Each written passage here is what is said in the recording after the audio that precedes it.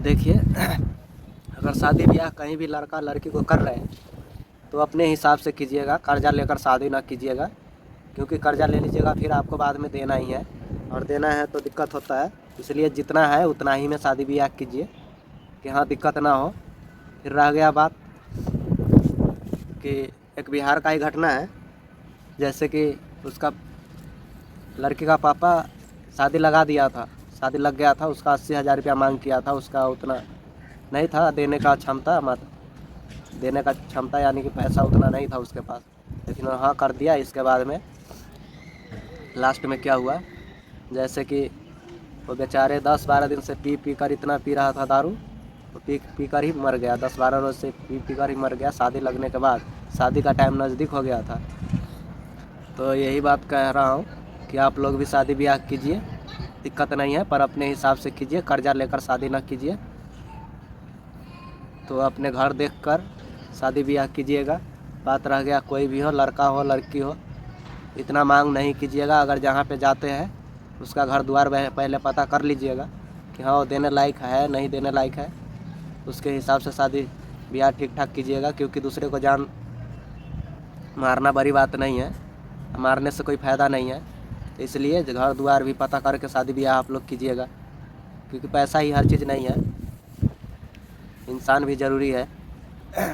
जब इंसान होगा तो आगे भी कुछ कर सकता है, लेकिन जब वो इंसान ही नहीं रहेगा तो क्या करेगा।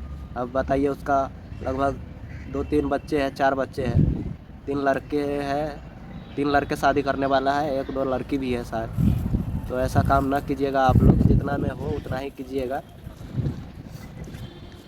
और बिहार में ज़्यादातर ये दहेज का मामला ऊपर होता है कि हाँ इतना फलना चलना, दीजिए लीजिए कोई दिक्कत नहीं है, पर जितना है अपने पास हैसियत उतना ही कीजिए। अगर कहीं भी जाते हैं लड़की देखने या लड़का देखने तो अपने हिसाब से ही देखिए और कीजिए कि हाँ हमारे घर में कितना बजट है, कितना पैसा है, कितने में क्या करना है। तो इसलिए आप लोग भी ज़्यादा लंबा काम नहीं कीजिएगा, जितना होगा उतना ही कीजिएगा। क्योंकि जान पे पड़ जाए तो भारी होता है। अगर मान लीजिए हम ही हैं चाहे कोई भी हो, अगर शादी ब्याह करेंगे उतना पैसा नहीं रहेगा, अगर मान लीजिए कर भी दिए तो फिर जिसको लिए है उसको देना पड़ेगा, तो उतना जब होगा जब भी तो देंगे। तो ऐसा काम नहीं कीजिएगा, हम समझा रहा हूँ बार बार आप लोग को। इसलिए कहता हूँ आप लोग ऐसा काम ना करें। बिहार के अंदर सबसे ज़्यादा है, बिहार में लड़की वाले हो लड़के वाले हो दहेज बहुत ज़्यादा मांगते हैं। तो इसलिए बिहार में भी दहेज थोड़ा कम रहे तो सही है। कम नहीं, अपने हिसाब से कीजिए, क्योंकि किस्मत उसका भी है, जो होगा आगे वो अपना करेगा।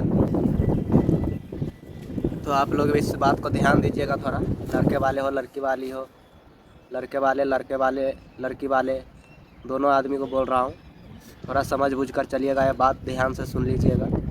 क्योंकि अगर दहेज वाला मामला होता है, अगर कोई मर जाता है, अगर कोई दिक्कत आता है तो वो उसके साथ एक ही नहीं बहुत सारा घर पूरा बर्बाद हो जाता है।